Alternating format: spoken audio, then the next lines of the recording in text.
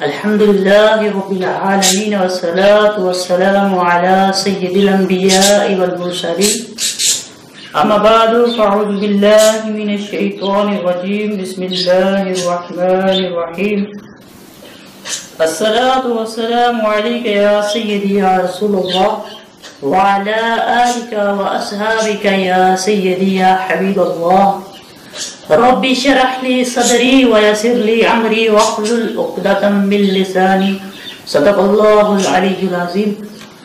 آج رمضان شریف کے حوالے سے نا تو کافی زیادہ سوال اکٹھے ہوئے ہیں، تو میں نے سوچا ان تمام کو اکٹھا کر کے ایک ویڈیو بنا کے آپ لوگوں کی خدمت میں پیش کی جائے تاکہ زیادہ سے زیادہ اس کو شیئر بھی کیا جائے تاکہ مسلمانوں کو اس سے زیادہ فائدہ ہو۔ کچھ مسلمانوں کے اندر غلط فہمیاں پائی جاتی ہیں نا روزے کے حوالے سے، تو ان سب کو میں انشاءاللہ بھی بیان کروں گا۔ سب سے پہلے غلط فہمی ایک ہوتی ہے کہ الٹی آنے سے نا روزہ ٹوٹ جاتا ہے، تو یہ مطلب ذرا اس طرح ہے کہ اگر خود بخود نا جتنی مرضی الٹی کیوں نہ ہو تو روزہ نہیں ٹوٹتا، اگر انگلی ڈال کے الٹی کریں گے پھر روزہ ٹوٹے گا۔ ویسے جتنی مرضی جتنی بار الٹی ہو آپ کا روزہ نہیں ٹوٹے گا۔ سب سے پہلا مسئلہ۔ نمبر 2، حالت احتلام میں نا روزہ ٹوٹ جاتا ہے، یعنی کہ کچھ لوگ کہتے ہیں روزہ رکھا ہو احتلام ہو تو روزہ ٹوٹ جاتا ہے، یہ بھی ایک غلط فہمی ہے۔ ہاں روزے کی حالت میں اگر انسان سو جائے احتلام ہو تو روزہ نہیں ٹوٹے گا۔ نمبر 3، کچھ لوگ یہ سمجھتے ہیں کہ منہ کے اندر جو بلغم یا ریشہ وغیرہ یا تھوک وغیرہ ہوتا ہے وہ نکل لینے سے روزہ ٹوٹ جاتا ہے، تو ایسی ویسی کوئی بات نہیں ہے۔ اگر منہ کے اندر بلغم یا تھوک ہے اس کو آپ اندر لے گئے اس سے روزہ نہیں ٹوٹے گا۔ ہاں اگر تھوک کو آپ ایسے زبان پہ لے کے آئے دیکھا اور پھر اندر لے گئے پھر اس سے روزہ ٹوٹ جائے گا۔ نمبر 4، کوئی لوگ کہتے ہیں کہ روزے کی حالت میں تیل یا سرما لگانے سے نا روزہ ٹوٹ جاتا ہے۔ ارے بھائی ایسی بھی کوئی بات نہیں، روزے کی حالت میں تیل یا سرما لگانے سے روزہ نہیں ٹوٹتا، البتہ جو کاجل ہے نا کاجل اس کا الگ حکم ہے، روزے کی حالت میں کاجل سے بچا جائے لیکن سرما لگانے سے روزہ نہیں ٹوٹتا۔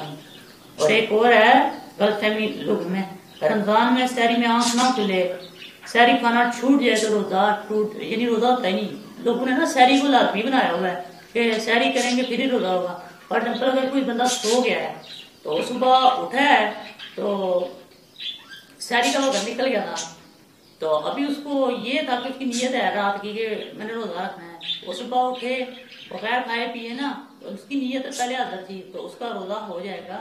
ایسی کوئی بات نہیں کہ روزے کے لیے سحری فرض یا واجب ہے، روزے کے لیے سحری سنت ہے، کرنی چاہیے۔ اگر بندہ سو گیا رات کو تو صبح لیٹ اٹھا ہے تو بغیر سحری کے روزہ رکھ سکتا ہے۔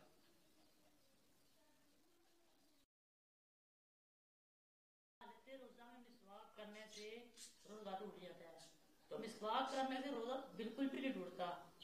یہ ہے کہ تازی مسواک سے تھوڑا بچا جائے، اور ٹوتھ برش جو ہوتا ہے اس سے روزہ ٹوٹ جاتا ہے۔ کوئی بھی کولگیٹ ہو گیا یا کوئی بھی ٹوتھ برش ہو گیا، کوئی بھی اس سے یعنی کرنے سے وہ روزہ ٹوٹ جائے گا، مسواک سے روزہ نہیں ٹوٹے گا۔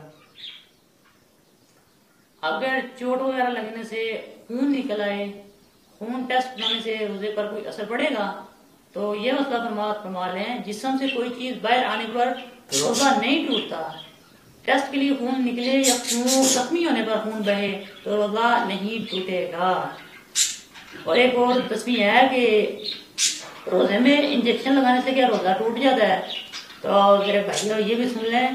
دوسرا مسئلہ یہ ہے، اگر یہ سوچ ان علماء کی پیروی کی وجہ سے جن کا موقف یہی ہے تو ٹھیک ہے، البتہ جو قوی اور مضبوط دلائل ہیں ان کی روح سے انجیکشن لگانے سے روزہ نہیں ٹوٹتا۔ شدید ضرورت ہو تو ڈرپ بھی لگائی جا سکتی ہے۔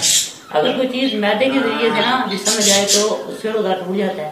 انجیکشن وغیرہ لگانے سے روزہ نہیں ٹوٹتا کیونکہ یہ مجبوری کے تحت ہوتا ہے اور جسم میں جاتا ہے اس لیے۔ اور 11ویں ہے کہ روزے میں عطر یا خوشبو سونگھنے سے روزہ ٹوٹ جاتا ہے، تو یہ بھی مسئلہ فرما لیں کہ خوشبو یعنی لیکوڈ حالت میں ہے تو خوشبو سونگھنے سے روزہ نہیں ٹوٹتا، البتہ اگر کسی نے اگر بتی کا دھواں مثلا منہ یا ناک کے ذریعے اندر کھینچا تو تب روزہ ٹوٹے گا۔ ویسے جو عطر وغیرہ ہوگی اس کے بعد اور خوشبوئیں ہیں وہ جو لگانے سے اس سے روزہ نہیں ٹوٹتا، البتہ اگر بتی کا دھواں سونگنے سے یعنی ناک یا منہ کے ذریعے جسم کے اندر لے جانے سے اس کے اوپر روزے سے فرق پڑے گا. اور انشاءاللہ مزید ویڈیو دیکھنے کے لیے ہمارے چینل کو سبسکرائب کریں. انشاءاللہ آپ تک مزید اس طرح کے مسئلے مسائل اور اچھی اچھی باتیں شیئر کی جائیں گی. اللہ سے دعا ہے اللہ اس کو اپنی بارگاہ میں قبول و منظور فرمائے. آمین. وصلی اللہ تعالی علی خیر خلق محمد و آلہ وصحبہ اجمعین برحمتہ.